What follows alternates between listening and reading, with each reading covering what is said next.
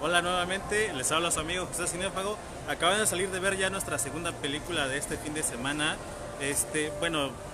Solamente hacerles notar que de repente hay fines de semana en las que el menú de películas se vuelve internacional y de repente creo que hay que aprovechar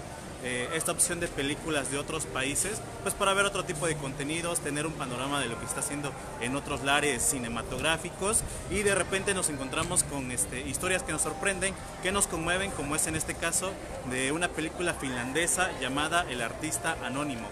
Es un drama mínimo de 1 hora 89, 1 hora 29 minutos, 1 hora y media, y pareciera tener una trama muy simple. Es un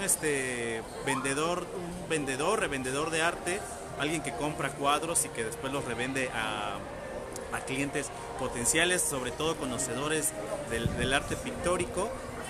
Pero pues estamos viendo como el ocaso no solamente de su vida, sino el ocaso quizá de su negocio, y que tiene que ver con una cuestión pues de que hoy en día pues hay más galerías, hay otras formas de vender como en línea por ejemplo, y pues donde de repente también el valor del arte es a veces un poco más subjetivo de lo que pareciera ser antes, ¿no? Sobre todo con esta cuestión del arte contemporáneo, pero en este caso el personaje es alguien experto en arte pictórico clásico, digamos, de los maestros del arte, por ejemplo, y es donde se especializa.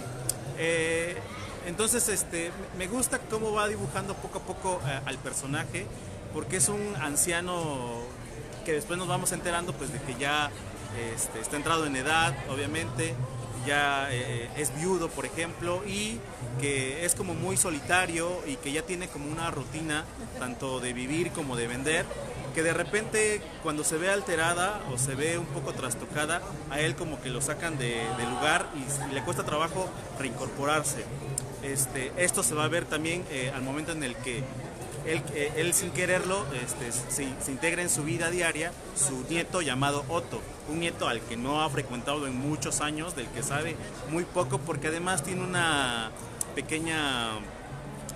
pelea ahí con su hija que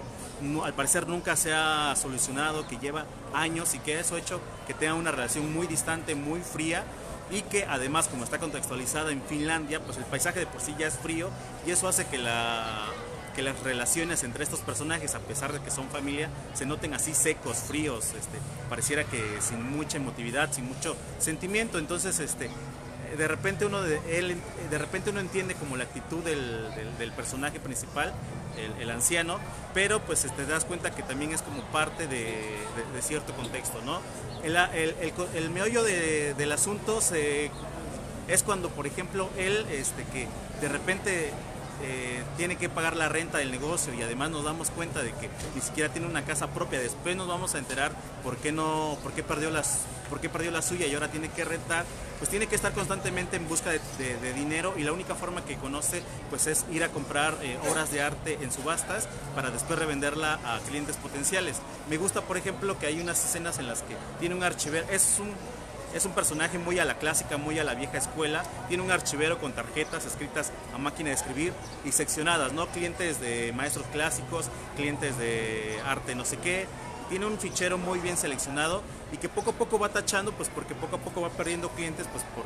por todo lo que ya hemos comentado, ¿no? Y cuando tiene la oportunidad de un cuadro al que nadie le presta atención y que solamente él se da cuenta del posible potencial que tiene, pues ahí entra el conflicto porque no tiene el dinero suficiente como para pagar la subasta, y pues va a echar mano como de lo que tiene alrededor, que es un amigo igual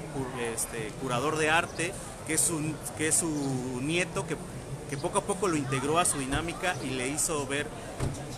pues cuál es su mundo, y aunque regañadientas más o menos lo hizo interesarse un poco por el arte pictórico, y entonces logra comprar la pintura, pero después se sigue complicando un poco el asunto. Realmente no quiero revelar mucho más porque es una película que creo que vale la pena irla descubriendo como se va desarrollando, y lo padre es eso, de que de repente personajes que están fríamente distanciados, poco a poco por esta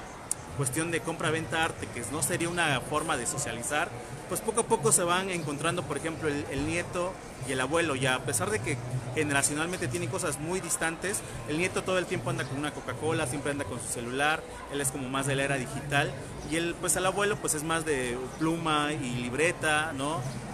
De la vieja escuela. Pero se dan cuenta que ambos tienen cosas en común, tanto que el anciano reconoce pues de que él podría ser un gran vendedor, y cuando por ejemplo el anciano tiene que pedirle ayuda a su nieto, lo hace de una manera que lo persuade muy bien, con cosas tan sencillas como de pues nadie se hace rico ahorrando, y a veces el dinero rinde más cuando lo inviertes en algo que te deja más ganancias, ¿no? Y eso hace que de repente el nieto pues le preste, por ejemplo, una cantidad de dinero que ustedes ya descubrirán cuál es cómo es que complica también esto su relación con su hija, ¿no? Entonces ahí están estas dos historias paralelas, la del cuadro que se puede vender pero que no se quiere vender, y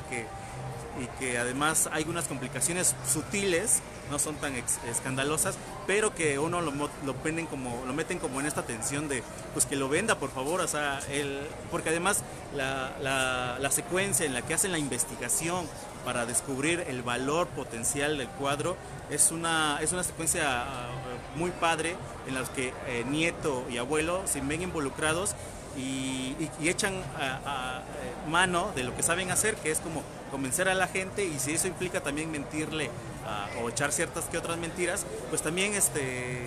lo hacen pues porque así es su forma de ser, y los dos coinciden en que pues es la única forma de repente en la que tienes para vender ciertas cosas o hacerle ver a las personas como el valor que tienen ciertos objetos, que es este cuadro, ¿no? El cuadro realmente no es algo extraordinario, pero la investigación que hacen alrededor de este cuadro hace que tú como que admires esta cuestión de que quien sabe de arte, quien sabe de ciertos elementos, es quien realmente puede ponerle un valor al arte, y pues cuestiona estas cuestiones de quién pone el precio a los cuadros, cuánto puedes vender un cuadro, en fin, no se clava tanto, pero tampoco aburre, ¿no? O sea, para quienes digan, pues arte, cuadros, no te aburres, porque realmente la trama es como mucho más humana, mucho más personal, y lo más padre es de que hay una conclusión un poco agridulce porque hay algo que te deja con un buen sabor de boca de algo que pasó al final, pero también agrio porque para tener que pasar eso tuvo que suceder otra cosa, algo que ustedes ya descubrirán cuando vean la película, que creo que vale la pena descubrir y que vengan a ver la película, porque a mí inclusive hasta el final me soltó algunas risas a lo largo de la película, me fue conmoviendo como este anciano, a pesar de su precariedad y de su edad, disfrutaba lo que hacía, y es lo que le daba sentido a su vida, y eso al final de cuentas le sirvió para hacer un lazo emocional con su nieto, ¿no? Pero al final hubo unas líneas que se leen en voz en off, y la última casi me hizo soltar una lágrima, y es por lo que de repente vale la pena ver estas películas, ¿no? Estas historias que están aquí en cartelera y que de repente pasan desapercibidas, ¿no? Ya solamente comentar que había escuchado que la fotografía hay quienes no les puede parecer muy bien, están como rodeadas siempre de un aura dorado o ámbar, pero creo que eso hace un balance entre que esto no sea solamente frío ni crudo, sino que también haya cierta calidez entre esas personas que no se llevan muy bien, pero que poco a poco van descubriendo cuál es el hilo emocional que tiene. Pues hasta aquí estas primeras imprecisiones de esta película llamada El Artista Anónimo. Aprovechenla porque son de esas películas que solamente están una semana y después desaparece, y pues si ya vi, Aladdin va a estar ahí un buen rato, ¿no? Pero entonces, insisto, de repente hay que aprovechar cuando tenemos un menú de películas internacionales. Está Aladdin, que es de Estados Unidos, está esta que es de Finlandia, hay una de terror que es alemana, y de repente hay una francesa que es como de